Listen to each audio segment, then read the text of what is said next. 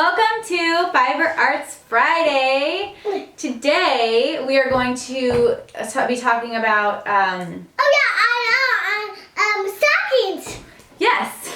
And this one particular technique that you need to know to make the chunky stocking is knitting in the round. Is that your favorite one? Uh-huh. And so some people are intimidated by knitting in the round, especially because knitting in the round to make a hat, for example, requires double pointed needles at the top. Because it's getting smaller and smaller and smaller, and the round needles won't work. But the great news is this top doesn't get smaller. See, it stays open. So you can use round. You can use what? Yes. So you can knit in the round, and you just bind off normally. You don't have to use double pointed needles. So don't be intimidated. You can make this stocking if you're a beginner, because the skills you need are all here now. We've finally reached the last skill that you need. Well, we haven't talked about making a pom-pom or a chaining. So if you want us to talk about that, we can. But knitting in the round is the last challenge. Now, if you feel like you can't do it, and you're like stuck in life, and you if this girl can do it, then you can do it. But if you really feel like you can't, then you can just knit like a double this length, like little scarf-like piece, and you can clap it in half and sew it together if you want. Or you can do two of them and then attach them. Anyway, you can figure out different ways that are easier. But I think knitting in the round is best. So good luck, and we'll see you next time. Bye! Bye-bye! You alive? Some of you have been asking me to show some of the techniques involved in the chunky stocking pattern. This is the stocking here. And this part, the front and the back are knit flat, and then the top cuff is knit in the round. So I'm just going to show you how to knit in the round, because some of you have never knit in the round before, and there are a few tips and tricks I wanted to show you with knitting in the round. So I have cast on here actually one extra than what I need. So when you cast on for a project in the round, you can just do as many as it calls for, just like straight needles. See, I've cast on just like straight needles I've cast on. And then I like to do one extra, and I'll show you why. So once you've cast on, you bring your work together, and you have to make sure that you don't have a twist. And this is the tricky part, okay? So one way you can do it is you can see that all the bumps are facing the middle. You can see all the bumps are facing the middle, or they could be facing out. Whatever's working for you, you can kind of play with it for a little while. But you just want to make sure that when you join, that you're not twisting. Okay, so in straight knitting, you would be taking your needle and inserting here and starting. But when we're knitting in the round, we have to connect the two. We have to connect the two. So we're going to work into this stitch right here. It's important to place a marker so that you know where the beginning of your round is. Because of the technique I'm going to show you with the one extra stitch, I like to use a marker that's like a safety pin that I can take on and off very easily. So I'm just going to mark it right here. And careful not to twist, I'm going to join. So I'm going to knit all. I'm going to insert as if to knit right here. And here's my tail. Get out of the way, tail. Here's my working yarn, and I'm going to just knit around the entire thing. So now when I do this first stitch, you can see my tail here. You can see that it's a little open there, and I don't like that. So when I get all the way around to my last stitch and I have this extra one, on the second row I'm going to knit these two together as my first stitch of the second round. So I'm going to show you that. But in the meantime, I'm just going to knit around here, and it's just like normal knitting. It's just like normal knitting.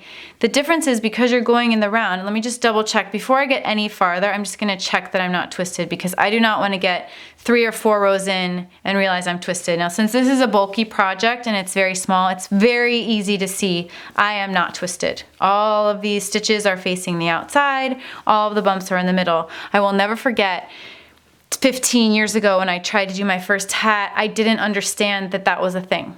And so I kept knitting this hat and knitting, and I was so confused at why it was twisting the whole time and how it kept having to shift it. I didn't understand. And then I got to the bind off and I ended up with this twisted, weird creation that was not a hat. And I refused to do a hat again for like 10 years. And I'm so upset that I didn't ask someone or someone didn't show me how to not twist. So this is a big important step. Okay? And so you can see on this first initial, this gap is really unbecoming. I don't like that gap. So I'm gonna just knit around this whole first row. As you can see, as I keep moving along this first row, you can see this, how it's troublesome. It's bothering me. I'm sure it's bothering you too. Okay, so I'm coming to the end of my first row, and the pattern calls for a certain amount of stitches, which ends here, and then I cast on this extra stitch. So let me show you what I'm going to do with it. So let me finish up the pattern. Okay, so that is the number of stitches that the pattern calls for. Now I have this gross mess. I hate this mess right here. I don't want to weave in my ends and make it better. I don't like it at all. So what I'm going to do is I'm going to make this extra stitch part of the second row. So I'm going to actually move my marker because I'm technically done with what the pattern calls for right here. And this is technically the first stitch of my second row, and this is my extra. So I'm going to take my marker and I'm going to move it. And I only do this now. I only do this for the first row. After this, I leave my marker always where it belongs. And so I'm going to take these two and I'm going to knit them together. Knit two together, and this is my first stitch of the next row. And what that does is it closes this yucky gap that I've been dealing with the whole time. See how nice? Now it looks nice. It's all closed up now. So it's not going to be this open, crazy, weird thing for the entire project, which I hate. So now if I were to count my stitches, I would have the exact amount that the pattern calls for because I just got rid of that extra stitch, and it's only for this round. So I'm going to keep knitting in the round, and when I come all the way around again, when I get to this point, I'm just going to slip the marker as is. I'm not going to take it off and move it here. No, no, no. That was only the first round. I'm just going to slip it. See how nice it looks now? See how nice that looks now? Now it's not a weird, crazy gap thing. And you'll notice when you knit all rows in the round, you get a nice stockinette stitch. If you knit all on straight needles, you get a garter stitch. But if you knit all in the round, you get this nice V-looking stockinette stitch. So here I'm coming to the end of my round. Here's my tail. Now it is stockinette, so it is going to curl a little bit. Oops, what did I do there? Wah-wah. Look, that's a common mistake people make. There we go. That's better. Here we go. We're going around. Okay, here we go. So we have 3 left. 1, 2, 3. So I'm done with my second round, and I just slip this marker. Now you can use the tail as a marker too, because see, it's in the same spot. But when it comes to when your piece gets longer and longer and longer, it's kind of hard to eyeball that tail as your marker. So it's good to have a marker, and it makes you feel a sense of accomplishment every time you slip it. So you slip it, and then you start on the third round. Here we go, round and around and around we go.